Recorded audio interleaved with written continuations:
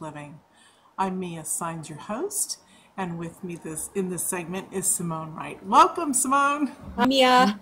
How are you? I'm great. I'm so thrilled to be here with you today. I'm glad to have you here. So, you are one of the spiritual people that I really love your work and you're so clear, and you're one of those people. Your stuff, or I interview, which I have before, and that's back. Wow, she's really right. Thank you. I'm very glad to have you here. And so, before we start the questions and answers, would you like to share a little bit about your journey? Because we all have this journey that people are experiencing greatness right now, and people are also experiencing darkness. You know, they're entering the dark night of their soul. So, just to help encourage people along who don't understand what it's about. Sure.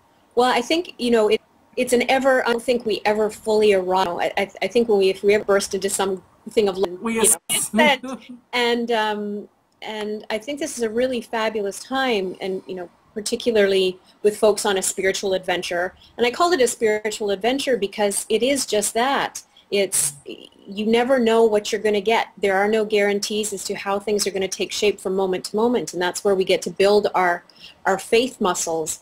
And if you have everything solid and planned out, then there's really no growth. There's no beauty. There's no great epiphanies. There's no great evolution. And I think that's where we're all at right now.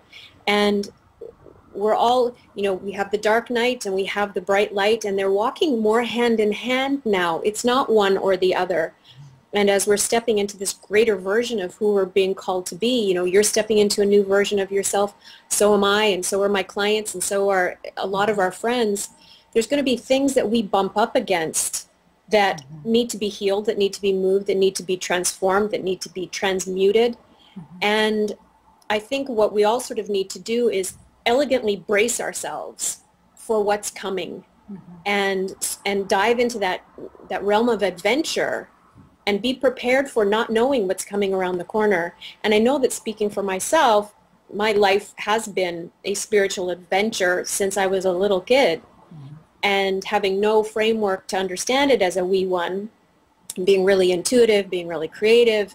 Nobody in my family gets me or got me. My teachers didn't get me, or, I was labeled difficult to teach. I was labeled willful. I would get in trouble with the nuns and the priests because I was raised in Catholic school. That was a dark night of the soul for a little kid. And but I had this skill set of intuition, could connect deeply with other people's feelings and animals especially. And as I got older and stepped more proudly, perhaps is the word, into my ability to be intuitive, my mission with the intuition was to be able to ground it and make it practical and make it understandable so that it didn't freak people out. Because as a kid, it freaked the bejeebers out of me, being able to see what was going on in somebody and not having a frame of reference as a child to be able to communicate that. So as I got older and embraced the idea of intuition and how we've all got it, this fact is being drilled home more and more, and that it didn't need to be something that was viewed as supernatural or paranormal. When I embraced the idea that it was inherent in me and it was inherent in everybody else, that's when my spiritual journey really started to explode. And that, too, is when things started to go haywire. Things started to go sideways. I think when we really deeply embrace our spiritual nature, that's when we're almost forced to let go of the stuff that is more material to us. Right. And I used my intuition to help with law enforcement, missing children's cases, to help people heal, to help people in business. And ultimately, that led me to design an intuition program for law enforcement, which, as far as I know, is the only one around. But what that forced me to do, because you can't go all woo-woo and fluffy bunnies into law enforcement, you have to be really grounded. You have to be really practical. It has to be based in some sort of pragmatism. And what that forced me to do is really break down the process. And I think that's how why you get the appreciation that I'm not just waving fairy dust around and saying talk to your angels. There's a really physically, emotionally, intellectually, energetically based foundation, and it still unfolds. It still continues to be an evolution for me, and I've been able to use it to actually help myself heal physically and emotionally, and it's it continues to be an adventure daily. Right. Daily. Let's talk about, and this is for some people, and it's perfect for this series, Heal Thyself. Let's talk about more of the spontaneous healing that can happen. I think you remember from us talking before, I've had my experiences too. And so they're brilliant because people don't understand. They stand with their jaw hanging open, really, or they're all excited. Wow, that's fantastic, but that can't happen to me. Yeah. You know, which is like, really? It can't? Yeah. I guess if you think it can't, it won't. Yeah. Well, and it can even if you don't think it can, or if it's something that you've never considered before. You know, what and how I link intuition to our ability to heal for me was, golly, it's been close to about 7 or 8 years now, but I was on death's door, like dying.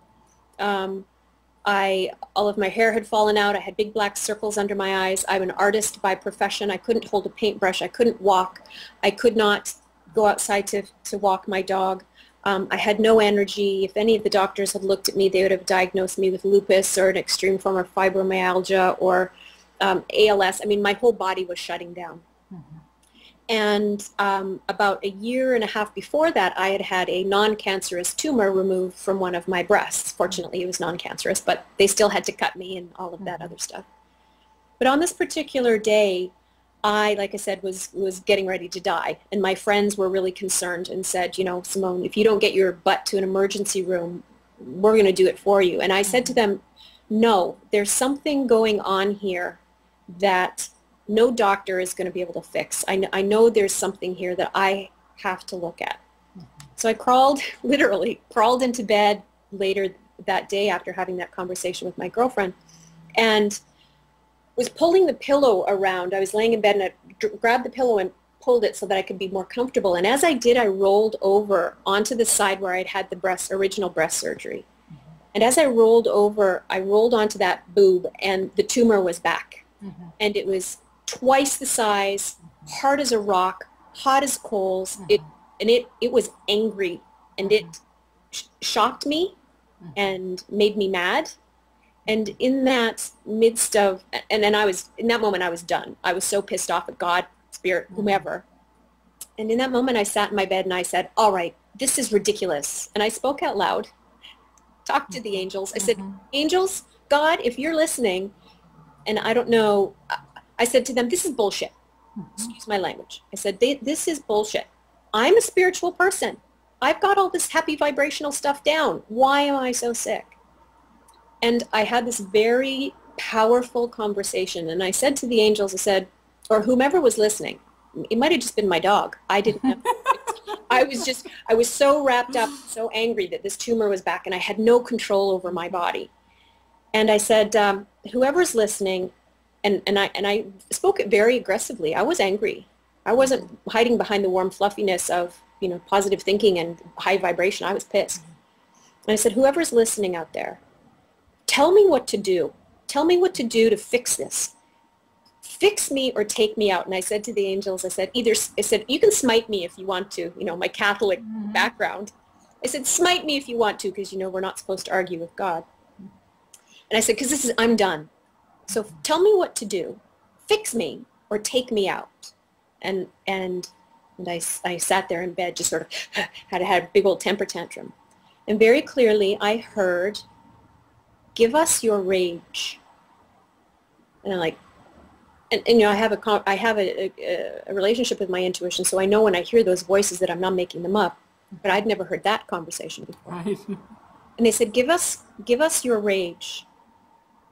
And I thought, rage. I said to them, have you not met me? I'm warm and fuzzy. I'm Miss Applejuice commercial. I don't have rage. I'm spiritual. I don't have rage. And they said, give us your rage. And I back and forth argued for a while.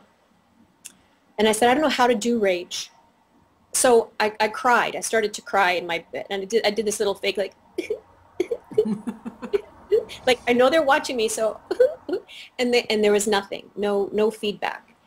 And I pretended to cry a little longer, and they said, no, we didn't ask you to be sad. Sadness is easy for you. You can be sad. We asked you for your rage. And it took me a few minutes, and I thought, okay, they're not kidding. Whatever this voice is not messing around. And so I thought, all right, I don't know how to do this, so I'll just pretend to be angry. So I pulled a pillow over my face, and I started to pretend to be angry. I was like, as pretending to be rageful, given what I knew of rage. To make this story as short as possible, eventually I found rage. I was able to scream into the pillow, and this energy took over. And I pulled another pillow over my head because I was afraid I was going to bother my neighbors. And as I pretended to scream into this pillow, it started to become real. And an energy moved from deep within me. Like, I can't even describe it. It wasn't even in my tailbone. It was so deep, it was earthbound. And this energy came up as I was laying in bed, and this heat came up, and this anger that I didn't even know I had moved through me, and my body got hot. And I started to literally, deliberately, and authentically feel this rage that I didn't even know was mine.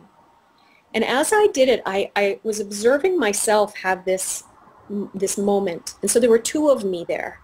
There was me observing the process, my higher self, if you will. And then there was Simone having the tantrum. It's not even tantrum, isn't the appropriate word. But the physical part of it, yeah. Yeah. And so there were two of me, and I was watching. There was the watcher watching. And as this energy started to move, I could start to see pictures in my head.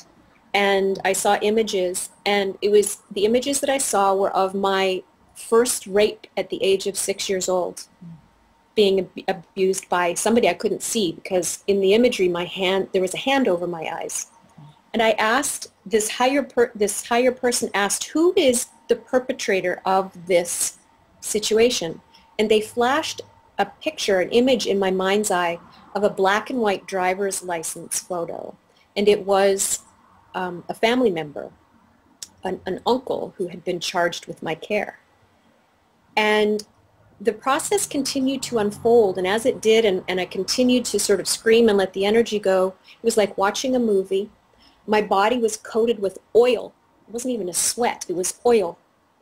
And I was hot and sweating, and this situation lasted about 20 minutes. When it was done, there was no emotional attachment to what was going on in regards to the observation of the trauma. It was just like it playing out in a movie, and this energy was flowing as the story was being told. And when it was done, I was exhausted. I rolled over. I said, okay, I don't know what that was, angels, but something worked here. And all right, the deal still stands.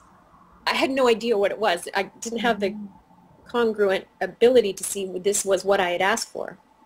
And when I fell asleep, and I woke up the next morning and angry that I was still alive because I had made a deal with them. And I said, oh, well, great, I'm still here, still covered in sweat, still sticky with oil. And I reached up underneath my sweatshirt to feel the tumor, and it was gone. It was completely gone.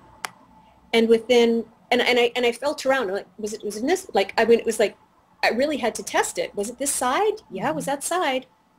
And within 2 weeks, all of my health returned. All of my energy came back. My muscular strength came back. I never went back to another doctor. The tumor never returned, and it's been 8 years now. I've never had another moment of that degree of weakness before. And it wasn't something that I had ever been trained to do. I just called in a deliberate and passionate way, and in a powerful way, and asked for help. And they didn't smite me. And so what that did in that moment was it changed my relationship with spirit, because I realized I could approach spirit from a place of being real. If I'm frustrated or angry now, I can still go to spirit and say, help me, as opposed to the old way we've been trained sometimes to approach spirit from this place of weakness and powerlessness and less thanness, to say, help me, although that still works. And what this sort of unfolded for me was, and revealed to me, was that if we can engage from a degree of command and worthiness and power and step into whatever health challenges we have from that place, and it took me a while to figure out what had actually happened there. to be able to engage our intuition from a place of power, from a place of command, from a place of decree, from a place of worthiness, that we can heal whatever's going on in our life, whether it's physical or emotional or financial, from that place of power. And we don't have to do it from a place of victimization. And that continues to unfold and evolve, because for the longest time I thought, oh, well, does that mean every time I want an answer I have to have a hissy fit? You know? And we don't, but we do have to engage the power. And I think that's what's really happening for a lot of us right now, is we're being asked to call back our power. And we've all been trained spiritually. We've had a certain degree of initiation where the power has been external, and now we're being asked to pull it in. And, you know, I work with the power of the archetype of Jesus a lot. And in the work that I've done with that archetype, I've been reminded time and time again, he'll say, well, remember when I called Lazarus up from the dead? I didn't say, hey, dude, you know, if it's not too much trouble, you know, if it's convenient for you, you want to get up? Like, get up. I said, Lazarus, get up. It was command. There was that degree of power that allows us to shift things. You know, just now it clicked. It's so funny because I was raised with the knowing in a different. I'm not Catholic, so ours was understanding Jesus for the Christ-like abilities that he had, and we didn't do the Trinity or anything like that. It was a metaphysical religion, and you just brought out the main ingredient in healing. People have always said to me, you know, you've had many healings. What is it all about? And I'm like, it's about our connection to God, to the divine, and understanding who we truly are. But it's also because I know that in the last year or two, I've really become, like you're saying, that empowered person. And I will refer to, this is why I'm saying this, like you were saying about Jesus, I'm like, it's thus far and no farther. And I really seriously mean that. And so I'll say to people, you know, it's like in the parable where Jesus is talking to the devil and says, thus far and no farther. And it's like, bam, you know, it's done. You can't go past this invisible fortress. And really that is what it is, isn't it, Simone? Yeah. That's the power that you're talking about, the sense of commitment within yourself, that knowledge that you cannot cross this boundary anymore.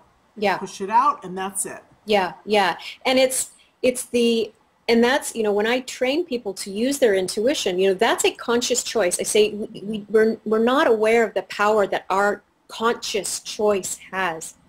And when we can back our conscious choice with that degree of power, when you say to the devil or whatever it is, and you'll say it to yourself. I mean, that was what I had said to myself. I said, I'm not doing this anymore. I'm not being sick anymore. I am done. And I am done. But still being able to, and then what happened in that moment, when you can command that degree of power, and if you're working on health and it's a recurring thing, I've heard a lot of folks will go to healers and they're healthy and they're whole for a little while, but then whatever was their crisis, it comes back. And so I say, okay, well, if you can command that within your own awareness, you're going to say, I'm not doing this anymore. I'm not even going to go to another healer anymore. I'm going to do this myself, because we've all got the tools. It's all there. And we say to ourselves, from a place of grace, to that, and we can look at that wounding or that injury or that illness that we have and say, okay, because Jesus also said, resist not evil. So a lot of us get into this battle of, I want to fight cancer, I want to fight my illness. But the true transmutation comes from when we call back our power and we are aware of the degree of energy and power actually hidden in the disease or the illness. It's just trapped energy. Right. And we can use our power to shift and transmute that. Because we're never going to cure cancer by hating it. We're going to cure disease by calling back our power, which is what I'm more and more now in any of my coaching. I'm saying, okay, before we do any work, let's just sit and call back our power first. And that will support any of the work that we're going to do moving forward. And people they get the little puppy look, what? Power, I didn't know I lost any. To call back that power, and then in that, and then to be able to hold the framework of the illness or the financial crisis that we're trying to heal, and sit in it with that degree of power. That's what Jesus meant by resist not evil, because the only way we can transmute or break apart that density that is disease is to sit in it. And then if you sit in it long enough with that degree of power, it starts to break apart. And that's, I believe, what happened when my tumor overnight, boom, gone. That the energy that was held subconsciously, that I had no recollection of, I buried it so deeply, that it formed itself in an ability to have any power. I couldn't hold a paintbrush.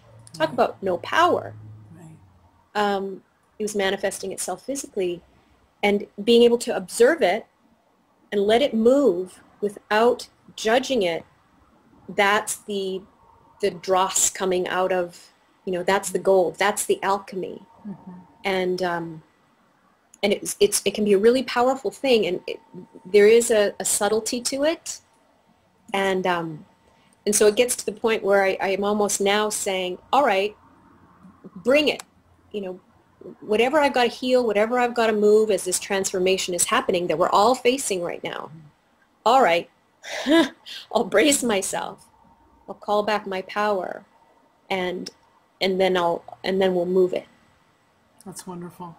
What I've noticed recently about myself on my journey is that I actually ask all the healed and unhealed energies within me, that have, like you were talking about your childhood trauma, I have that too, to just release itself from my body. Yeah. And it's amazing the shifts that can come within us because most people don't realize that whatever's happened to us when we were a child, any kind of trauma, it settles into our body, and it settles deeply. And so our body becomes a memory for that. I mean, everything. That's why people who have suffered from trauma, and if they don't heal it, they're triggered a lot, or they're spooked, or they can't have a normal, natural relationship. So I love that this stuff can be healed. It really can be, because on a physics level or a scientific level, we're just these little atoms that form, the material sense of who we are. That's our only tangible stuff to keep our soul on, in something on this planet. When you and also when you see scientifically machines that move so fast that the molecules on a solid thing, expand out, that's really, it trips, it's kind of trippy that's really what we are. This is, we're living in this false material world, and we can change things. We can heal things. And to know that and trust it and study it and work with it and embrace it it's very empowering to have that power. It is. And I want to be sure that folks understand too that, when you're working on a healing issue and you go to spirit or you go to your higher self and you ask for stuff to be removed, some of that stuff will be just removed instantly. And some of it will be brought to the surface for you to move. Because, what I've discovered was that, we're all being initiated. We're all being trained. And part of our initiation to step into mastery is we'll be taught, we'll be guided, we'll be supported. But then when it comes time to graduate into mastery, you're dropped smack into the middle of a test, although I don't like to use that word, but where you get to practice your mastery. And you get to see how far you've come. And you're not going to be able to, and we learn our power through having powerful experiences. We learn how powerful we are by seeing where we now have a certain degree of grace and strength, whereas if we reflect maybe a year ago, where it would have knocked us to the curb. And so that's why I always say, look forward to the times when grace and spirit's going to take stuff away from you that you don't have to deal with, but then also say, all right, I've come this far. I'm ready to use that muscle.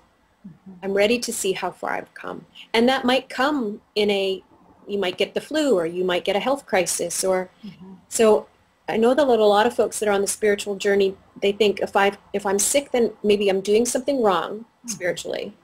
Because the law of attraction, boy, oh boy, if I've attracted this, oh, I just want to scream. I mean, people don't get it, you know. Oh, I just want to smack that.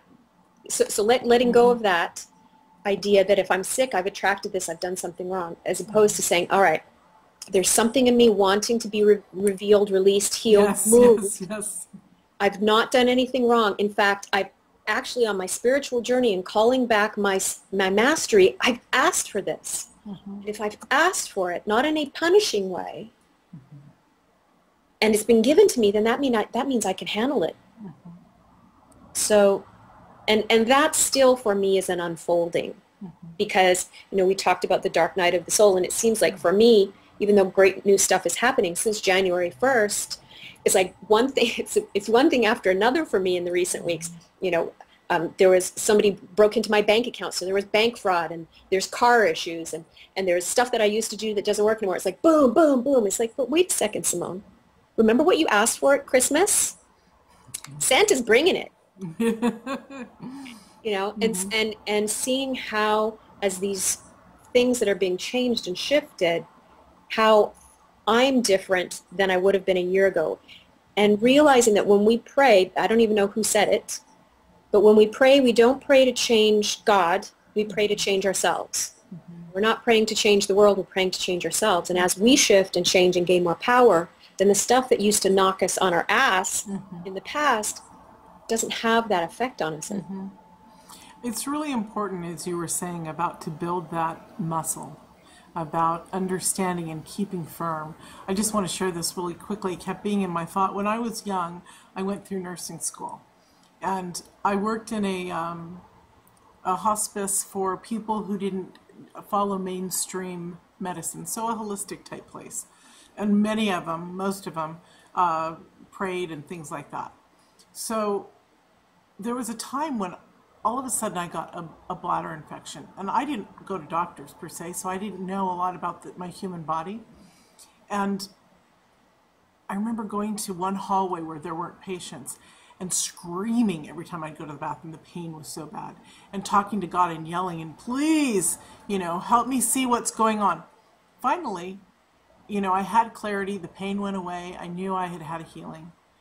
And every so often, throughout, you know, several following months, I would get a fear within me that it would come back. And so then it would. And then I'd have to block it and just, you know, empower that muscle.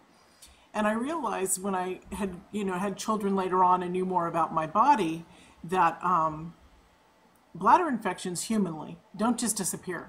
You know, it's an infection inside that either you have to treat it somehow or shift or change or whatever. It's going to remain there getting worse and worse until you do something. So I did something without even really realizing, you know, the full effect. And so I love that example in my life, just like anybody can find it in their life, is when you heal something, to stay affirmed that it's gone. It can't return, because there's no place for that memory to come back. We've already shifted the energy, that's gone. Yes, we'll heal other things, and other things will come back into our life, but you know, these experiences, once they're gone, they're gone. The same thing happened when my son had an ear infection at 18. He had them, and they were going to put tubes in his ears. And I just declared one night when he was screaming after I put him back to bed, his alignment to God and how his divine perfectness, and that this was no part of him. And it was so clear, like I have never seen clarity before. And I took him to the doctor the next day, and the doctor said he doesn't have an ear infection. Went home over the weekend. He was screaming, took him to the hospital. They were like, oh my God, his ears are inflamed. So they gave medication, and, you know, again, not trusting. They gave medication, he threw it up, took him back to the doctor. He looked in his ears and he said, Morgan's perfect. And he said, thank God he threw up the medicine. And from that moment on, I knew that my son would never experience that again, and he never did. He experienced it from like 3 months until he was, you know, till 18 months old. So we have to keep that muscle going, don't we? Yeah. It's and that's why I say that this process is an adventure, because you never really know how stuff is gonna show up that says, all right, have we let this go? All right, have we let this go? Is it really gone? Have you really released? Have you really stepped into faith? And I also like to encourage people that when fear shows up, you know, some folks will say fear is something, you know, fear it and do it anyway, or you've got to fight fear. And I say, no, no, no, no. When fear shows up, sit down with it. Have a cup of tea with that fear and see what it is that it's telling you. Right. And make that fear your friend, because it holds so many, it'll tell you a story about where you are emotionally and energetically. And if, say, you're struggling with, let's say, something really drastic, like you've got cancer and you're fearful about it, and people say, well, no, I don't want to do that because I'm going to attract it to me. And I say, and I'm like, no, no, no. That fear is also a part of your light. At the base, at the very root of that fear is so much light. And what a lot of folks like to do, they say, I just want to get over it. And I said, no, no, no, my love. You got to go through that puppy to get to the light. You can't go around it. You can't avoid it. You can't hold it up. Sit down with your fear and invite it in, and just say to yourself, there's fear here. There's fear here. Oh, there's fear here. Oh, crap, there's fear here. And just allow that fear, be with it, embrace it. And what you'll notice is if you can sit with it long enough and have tea with it long enough, that it will start to shift automatically. And the charge engaged in that fear will start to break apart. This is alchemy, right? Yeah. And the information that you need to know will be right there, and you're just like, oh, wow. Yes, yes. And it will start to tell you a story that you've been completely unaware of what you're carrying around. Within that little crucible of that fear story is your healing, is that power. And there's I've had a few of those occasions in moving and transitioning into this new part of life where the fear patterns show up because I'm stepping away, and we're all stepping away from old, and the chatter starts to show up. Right, right. And so I'll sit down with that chatter and say, all right, because first of all, you know it's there because it feels like crap. And so I just say, invite your fear down for a conversation. Do it in bed. If you want to play music behind it, and just have a conversation, and it will tell you a story. And when it finishes telling you the story, the whole energetics behind it will have shifted, and the vibration will be higher, but not because you've ignored it, and not because you've faked your way to, although I'm scared, my pants are on fire, I'm so afraid, but I'm just going to pretend that everything's great. There's an organic shift, and that's water into wine. That's awesome. We are so over, but it's okay. Are we? Oh my gosh. Which is very cool, though. You have a free gift for us. I do, and it is a calling back your power meditation. Awesome. Yeah, and it's really, really simple. It just guides you through the process of getting grounded, getting centered, and starting to call back your power. It's something that you can do in just a few minutes, and I suggest doing it every day. And then once you've done it for a little while, I also suggest, and there's an explanation on the meditation as well to tell you what to expect when you start to call back power, because you're going to start to notice things. Wonderful. Yay. Yay. Thank you so much, Simone, for joining us. It was lovely to have you. You're welcome, Mia. It all goes by so fast. It does, I know. And thank you to everybody who's on the call. Yes. And thank you all for joining us, and we'll see you in another segment. Bye. Bye.